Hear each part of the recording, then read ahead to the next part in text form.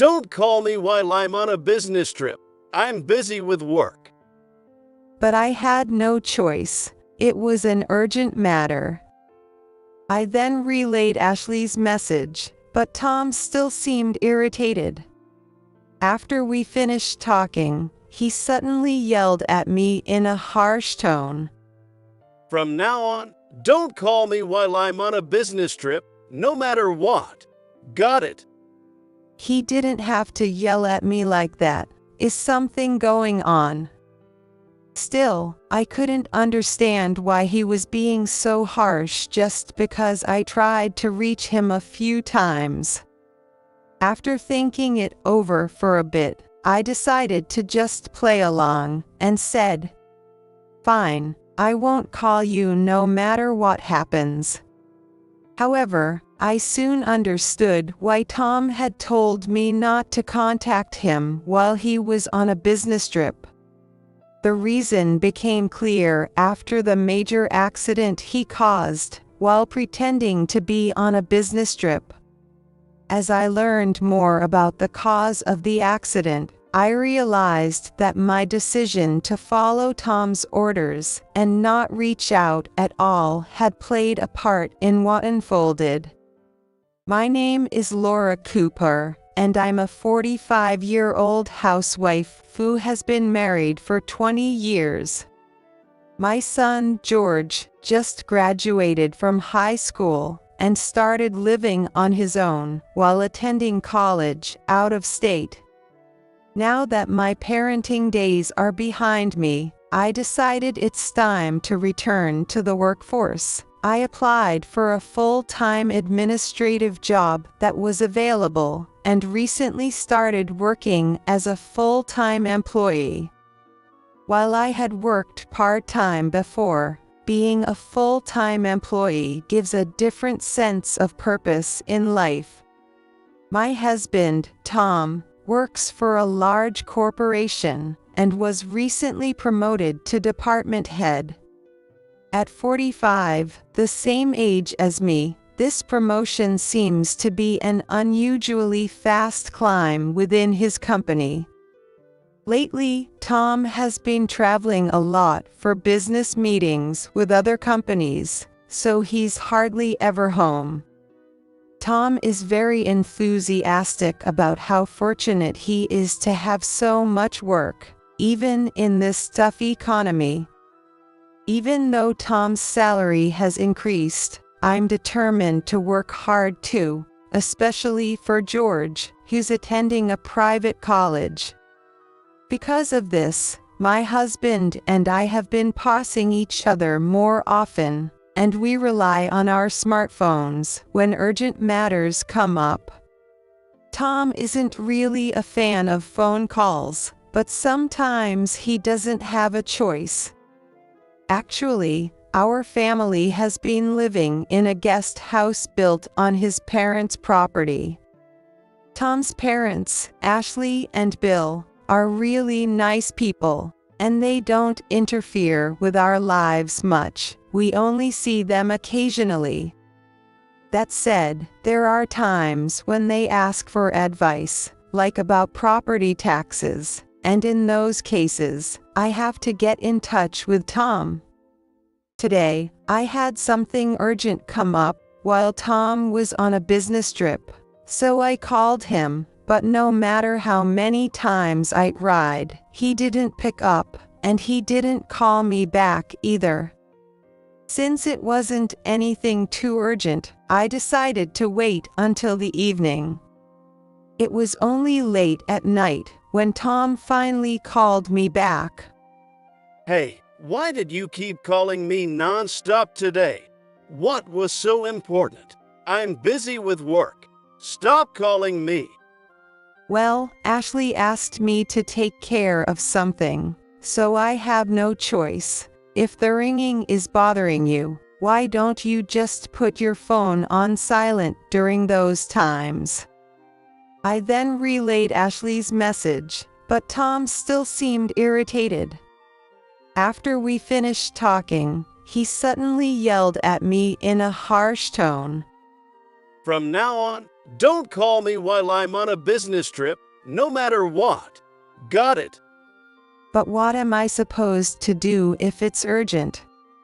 Even if it's urgent, there's nothing I can do if I'm away, right? So don't call me ever. I'm not responding even if you did. He didn't have to yell at me like that. Is something going on? Still, I couldn't understand why he was being so harsh just because I tried to reach him a few times. After thinking it over for a bit, I decided to just play along and said, "Fine, I won't call you no matter what happens." Without waiting for his response, I hung up the phone. The next moment, I got a message from George. "It's so late, what could he want at this hour?" When I opened the message, I couldn't believe what I was reading. George is currently at a soccer camp with his college team, staying at a resort hotel. There, he saw Tom. When George was about to call out to him, Tom walked into a room arm in arm with a woman George didn't recognize. George asked the hotel staff, and they told him that the room was for 2 people and had a private jacuzzi inside. It sounded like a room that couples would book for a secret getaway. Could Tom be pretending to be on a business trip and doing something he shouldn't? As if confirming my suspicion, the last line of George's message read, "Dad's cheating, there's no doubt about it." So Tom was lying about being on a business trip. That's why he didn't want me to contact him. He was with his mistress. I know where George's soccer camp is. It's in a tourist area way off the beaten path, definitely not somewhere you'd go for a business trip. It's a beautiful place, full of nature, with wide fields, which is why the college soccer team uses it for training camps. Tom must have thought he wouldn't get caught if he didn't say anything. But he never imagined that George would be there at the same time. Tom has been so wrapped up in work that he's left almost all of George's upbringing to me. He probably doesn't even know that George is good enough to be on an elite soccer team. I replied to George, asking him to let me know if he found out anything more. The next day, since it was Saturday and I had the day off, I was at home when, starting in the early afternoon, my phone began ringing non-stop. Every call was from Tom's phone. After all his complaints about me calling yesterday, what's going on? I hesitated for a moment, wondering whether to answer. Then I remembered the promise I made yesterday. Tom had insisted I never contact him while he's on a business trip, and I told him I wouldn't, no matter what. So I figured that even if he was the one calling me, I didn't need to respond. Normally, it would be impossible to ignore dozens of calls like this, but if Tom is off on a romantic trip with his mistress while telling me not to contact him, there's no way I'm answering. But the phone kept ringing non-stop. Could he have gotten into some kind of trouble with his mistress? If that's the case, he wouldn't be calling me his wife. However, I started to worry a little, so I checked my phone screen. Then I noticed a single missed call from George, so I called him back right away. What he told me left me completely shocked once again. It was another unbelievable situation. Mom, something terrible happened. This morning, Dad drove off a 16-foot cliff and was taken away in an ambulance. What do you mean? Everything went black before my eyes. But I noticed that Tom's phone had been ringing constantly. George continued explaining, and what he told me was even more shocking than the accident itself. Luckily, he fell into a pond, so the impact wasn't too bad, and he seems to be okay. But there was someone else in the car with him. It was the woman he stayed with last night. In other words, Tom had an accident while driving with his mistress. I asked George how something like this could happen, especially since Tom is usually a good driver, and what he told me was unbelievable. Since there was no soccer practice that day, George had been out running around the hotel with his teammates that morning. That's when a man showed up, shouting a woman's name as he rushed into the hotel. George went to check on what was going on, and to his shock, the man was the husband of Tom's mistress. When the man found Tom and the woman, he went into a rage, screaming, "Give me back my wife." A panicked Tom grabbed the woman by the arm, pulled her outside, and quickly drove off. But as they were driving on the mountain road, still within view of the hotel, Tom couldn't handle the curve, and they plunged off the cliff into the pond below. The constant calls from Tom's phone could mean that he's conscious and trying to let me know he's been taken to the hospital, or maybe someone nearby is calling on his behalf. I asked George if he knew which hospital Tom had been taken to, but it seemed he didn't have that information. If George had told the hotel staff it was his father, they might have given him more details. But considering that the person in the car with his dad was Tom's mistress, it was probably hard for George to explain the situation. I told George that once the hospital identified him, they'd likely call us, and I hung up the phone. At some point, the calls from Tom's phone had stopped. I decided to just wait for the hospital to contact me. As I had expected, a call came in from the hospital later that evening. Just like George said, Tom was safe, and his life wasn't in any danger. I asked about the person who had been in the car with him, as there had been someone else involved in the accident. However, they refused to answer my questions. I kept pressing, but they insisted it was private information and couldn't be shared. It was likely that Tom had asked them not to tell his family about the other person.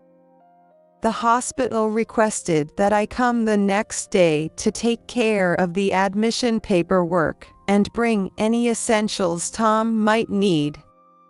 Even though there was a chance I'd run into the mistress, I had no choice but to go and handle the paperwork.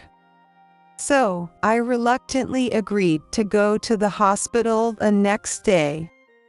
But that night, I received another message from George, and it made my skin crawl. George had gone to visit a teammate who had been injured during practice and hospitalized 3 days ago, but by chance, Tom was in the room next door. George realized this because Tom's voice was so loud while he was on the phone that he couldn't help but overhear. Apparently, Tom was talking to his mistress, who was also hospitalized, and the conversation was so embarrassing that George said he was turning red just listening to it. Unable to bear it any longer, George quietly left the hospital, making sure Tom didn't notice he was there. Just hearing this story made me want to walk away from the whole situation.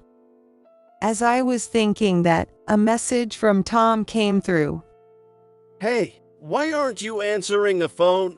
I got into a car accident while on a business trip and I'm in the hospital. You know that because the hospital contacted you, right? I was out in the countryside, so the hospital is far away. But make sure you bring everything I need for my stay tomorrow. What a one-sided message. Well, if I don't go handle the paperwork, it'll cause trouble for the hospital.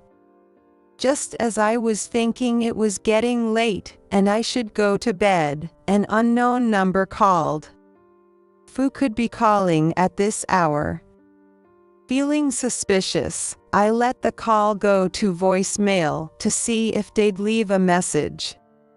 A man's voice came on. I'm so sorry for calling at such a late hour. Could this have something to do with the accident? I decided to answer the phone. The man introduced himself as Steve, and to my shock, he was the husband of Tom's mistress. According to him, he had hired a private investigator to look into his wife, Emma, and her affair partner, Tom. The investigator had even uncovered our phone number. I'm truly sorry for the trouble my wife, Emma, has caused you, Laura. I don't even know how to begin apologizing. Even though he was a victim himself, Steve kept apologizing repeatedly. His polite manner made me feel a little embarrassed. No, we're both in a difficult situation, so please don't be sorry. After I said that, he seemed relieved and began explaining the details the investigator had uncovered. It turned out that Tom and Emma had met through social media. Although Emma was 42, she looked at least 10 years younger and used her beauty to attract attention from men. Meanwhile, Tom, who was a rising star in a major corporation, had been posting sharp-looking photos of himself and interacting with many female users. The two of them began to take notice of each other and eventually met in person. That was 3 years ago. Steve had discovered the affair a year ago, and since then, Emma had been going on more overnight business trips. Come to think of it, Tom's business trips had increased around that time as well. Steve, who loved his wife, had agonized over the situation. But no matter how much he thought about it, he couldn't figure out how to handle it on his own, so he hired a private investigator. And that's how this affair and their secret trip came to light. It turns out that the reason Steve was able to confront them at the hotel was because he had placed a GPS tracker on Emma's belongings to follow her. Both Emma and Tom were taken to the same hospital after the accident, but they were admitted to different floors. Thanks to the airbags, they only suffered minor scrapes on their upper bodies, but they both hit their legs hard and are now in casts. Because of that, they can't visit each other in person. So that's why Tom was talking to Emma over the phone. Steve had already gone to the hospital and requested to meet with Tom, but Tom refused, so the hospital denied his request. I just want to put an end to this somehow. But I can't even talk to Tom. What am I supposed to do?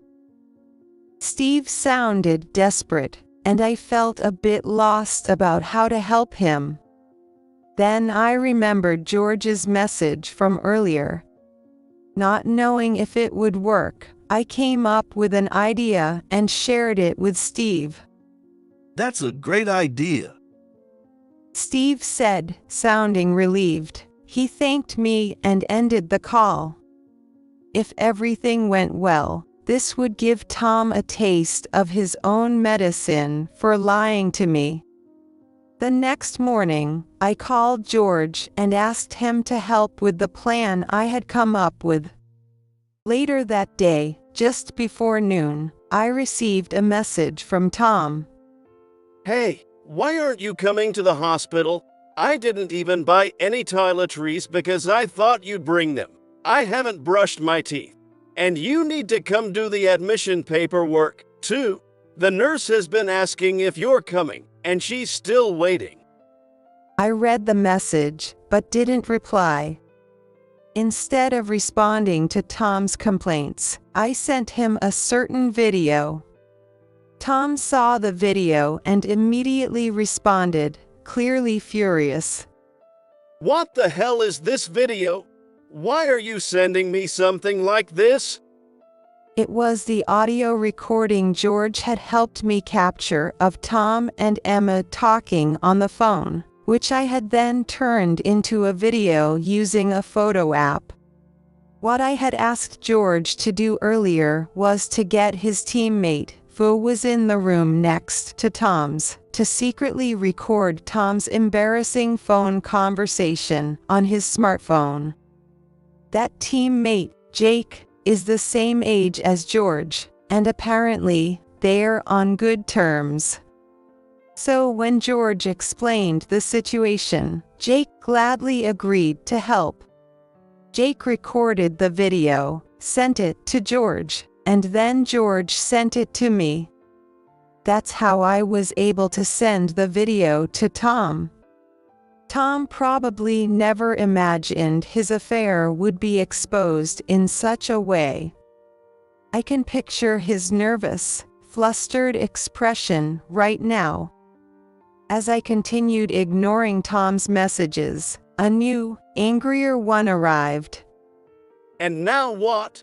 Might have just called me. He was furious, yelling, "Were you on some kind of affair trip? Laura, you ratted me out to him, didn't you?"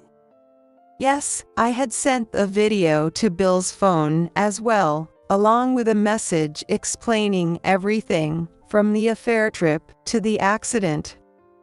After seeing that, Bill must have immediately called Tom. Bill is a strict man who despises any behavior that strays from proper morals. If he knows Tom was cheating, he definitely won't let it slide. Just as I was thinking that, I heard a car horn outside the house. Bill was ready to rush to the hospital to confront Tom, and Ashley was sitting in the back seat. Come on, Laura, hop in. Let's go to the hospital together. I got into the front passenger seat and helped navigate as Bill drove us to the hospital. On the way, I decided to contact Steve. He didn't answer, likely because he was at work, but a short while later, I received a text message from the number I had called. It contained a video. In the video, Steve was addressing Tom directly in a recorded message, asking me to send it to Tom. Since he couldn't meet with Tom in person, this was his way of reaching out. So, I forwarded Steve's video to Tom. Just as I was wondering why Tom hadn't replied yet, I got a call from George. Now that I think about it, it's lunchtime. Mom, something crazy just happened. I'm at the hospital checking on Jake, but he heard the voice in the video Dad was watching on his phone, and Jake stormed out of the room, even though his leg isn't fully healed yet. It turns out the voice Jake heard was his own dad's. What? I couldn't believe the coincidence. Hearing that left me in complete shock. So, Tom's mistress is Jake's mom. What should I do? Jake's got Dad by the collar and is yelling at him. When I went to check it out, Dad yelled at me, "Are you in on this with Laura, too?" I understand. I'm heading over there now. Just hang tight. The situation had taken such an unexpected turn that my mind almost went into panic mode. But I quickly calmed myself down and texted Steve to update him on what was happening. Apparently, Steve hadn't known that Jake was in the hospital, as Jake hadn't contacted him. Since the school handled the hospital admission after Jake's injury at soccer camp, it was up to Jake to inform his family. It seems Jake didn't want to worry his parents, so he kept it to himself. After hearing what happened, Steve said he would rush over, even if it meant leaving work early. Meanwhile, Tom must be in a terrible position right now. Because this was the content of the voice message I had sent him earlier from Steve. Calm. I'm going to file a claim for damages against you for having an affair with my wife, Emma, for the past 3 years. I'll also be reporting this to your company. On top of that, Tom now had his affair partner's son grabbing him by the collar and berating him. As expected, Tom left me a voicemail on my phone this time. Help me! I'm stuck here, and this big young guy is going to crush me. Shut up, old geezer. Behind Tom's voice, I could hear what was clearly Jake's voice, sounding furious. Listening to that voicemail, I couldn't help but think it served him right, and I chuckled to myself quietly. Still, thinking about how Jake must feel, discovering that his own mother had been having an affair with his friend's father, made my heart ache. I was sure Steve was feeling just as heartbroken as I was. With those complicated emotions, we finally arrived at the hospital. Steve was already there, waiting at the entrance. I'll head upstairs to see Emma first. You go on ahead. With that, he went to the floor where Emma was admitted. When Ashley, Bill, and I reached Tom's hospital room, there was already a crowd. Other patients had heard the commotion and gathered to see what was going on. Trying to push down my embarrassment, I entered the room. Tom was still pinned by Jake, who had him by the collar. When Tom saw me, he glared angrily. Why did you come so late? Now hurry up and get this guy off me. Shut up. I'm not moving until you apologize. Jake, his face contorted with rage, tightened his grip on Tom's collar. His leg was still wrapped in bandages. It must have taken everything he had to get to this room. I could only imagine the pain he felt, knowing his mother had been taken from him in such a way. Look, just calm down and listen to me. I knew Emma was married, but I didn't know she had a kid. Dad, this isn't the time for excuses. Just apologize already. If you don't, Jake's injury might get worse.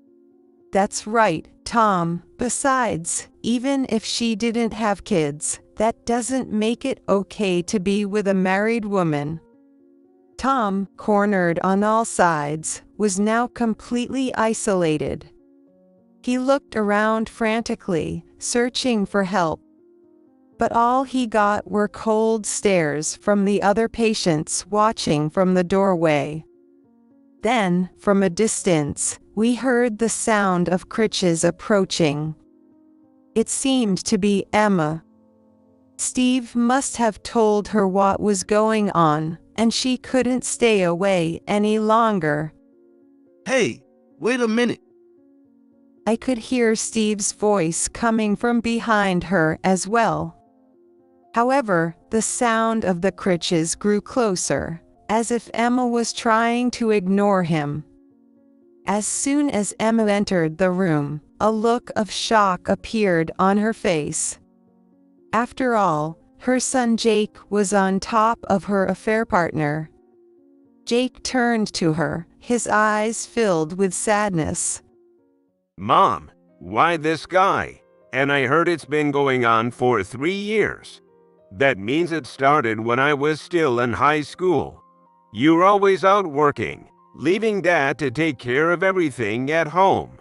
I never imagined you were having an affair.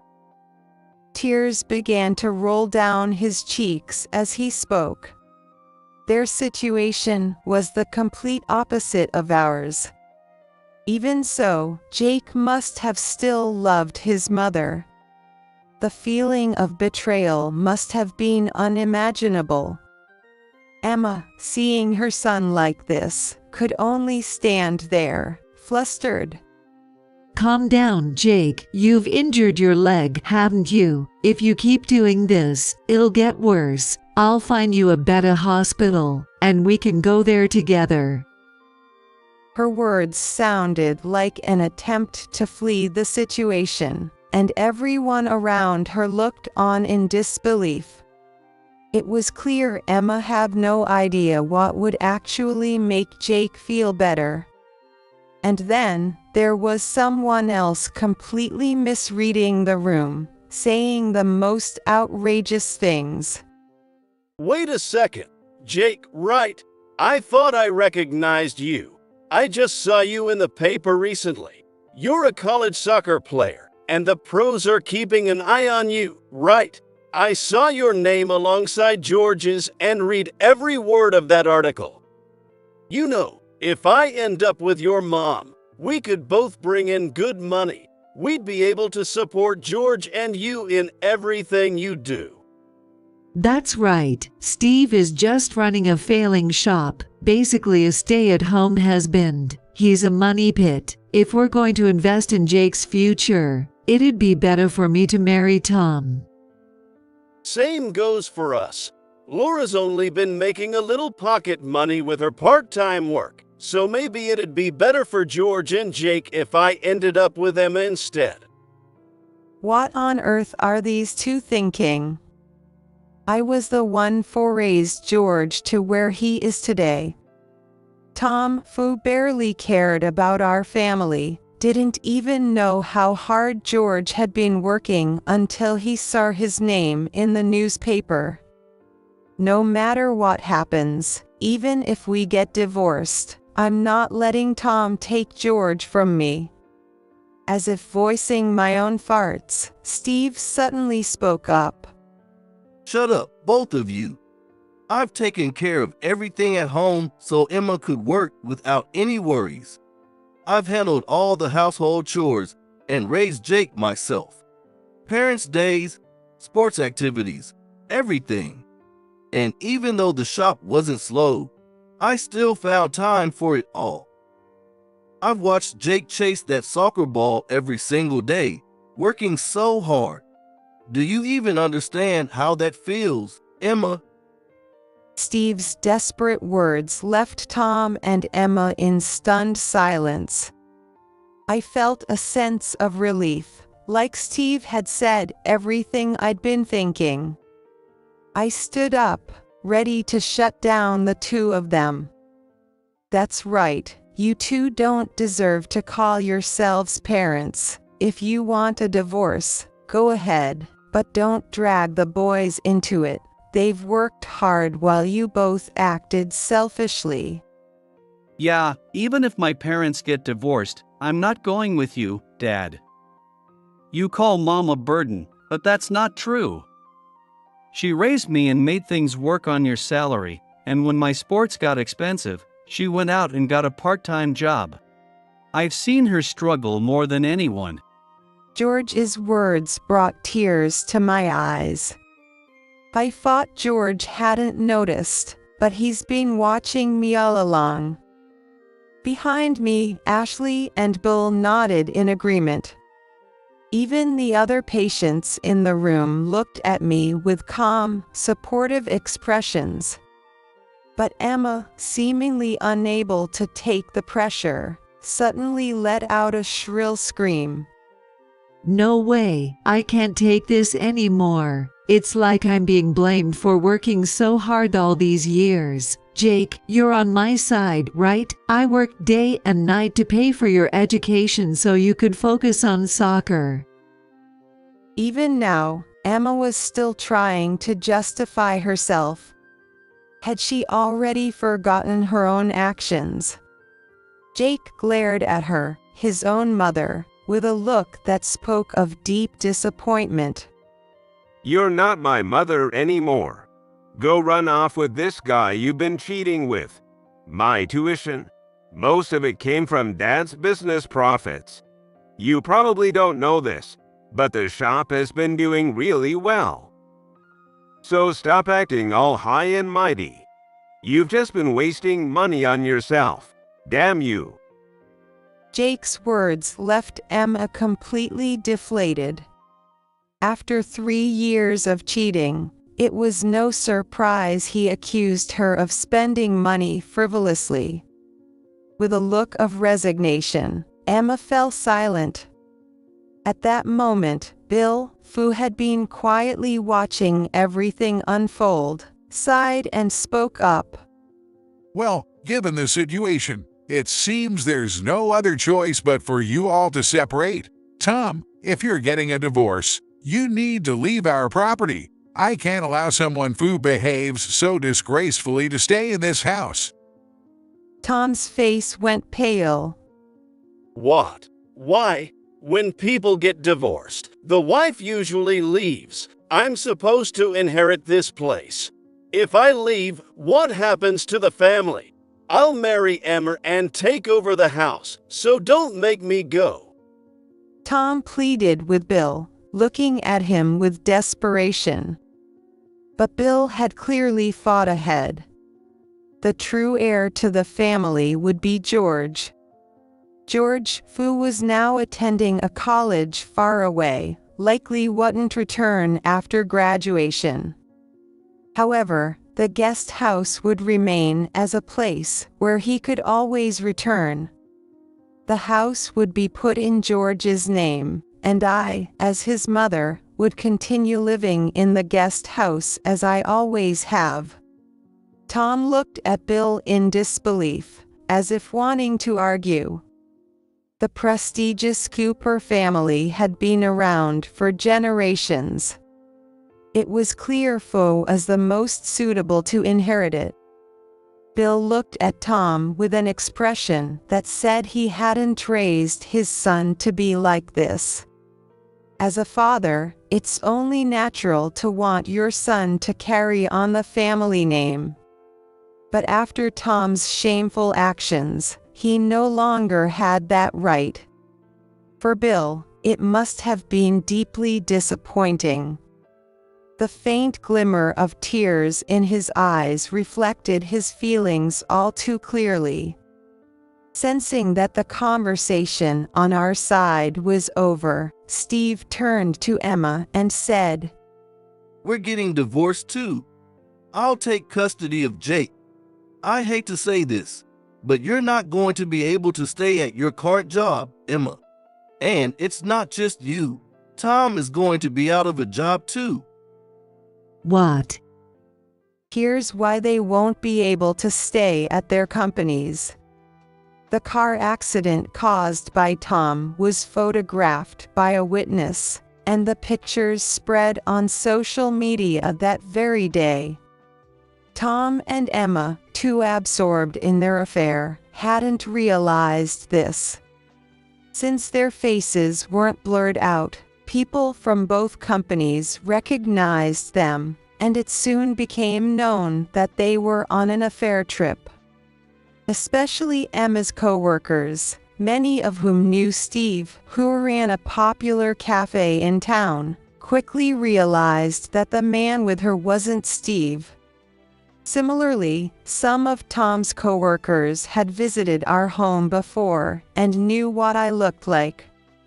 So, when they saw an unfamiliar woman with Tom at the tourist spot, they realized she was the mistress.